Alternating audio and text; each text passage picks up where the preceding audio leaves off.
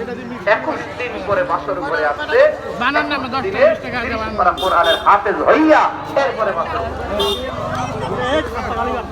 রাস্তা খালি করে দে দিবেন না কোরআন সিনাইয়া বাসর করে সুবহানাল্লাহ। এটা কি ঘুম নেই কোরআন বলার এত দামি আল্লাহর কাছে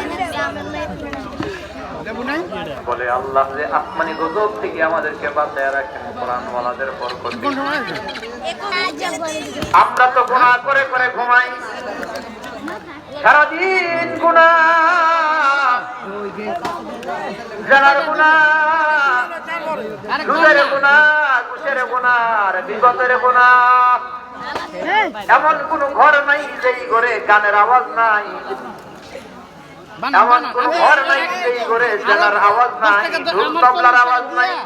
10 টাকা করে দিয়ে দাও। এই যে মাঝে মধ্যে ভূমিকম্প হয়, জমিন কেঁপে ওঠে, এগুলো কেন? আরে এত কোন আমরা লাগে দিবে জানি না এত কোন লাগে আমরা হারে না কেন এভাবে দিয়ে দেব গুটা নবী বলেন উম্মতের মধ্যে মাঝে মধ্যে ভূমিকম্প এত লেট করলে তো হইব না। উম্মতের মধ্যে পাথরের বৃষ্টি আসে। আমার নবী বলে আমার উম্মতের মধ্যে মাঝে মধ্যে আল্লাহর পক্ষ থেকে গজব হলো, আসমান থেকে পাথরের বৃষ্টি, চেহারা বিকৃত হয়। সাহাবায়ে কেরাম বলে রাসূল কেন হয়, কি কারণে হয়? আল্লাহর নবী বলে যখন সমাজের ভেতরে বাদ্যের আওয়াজ,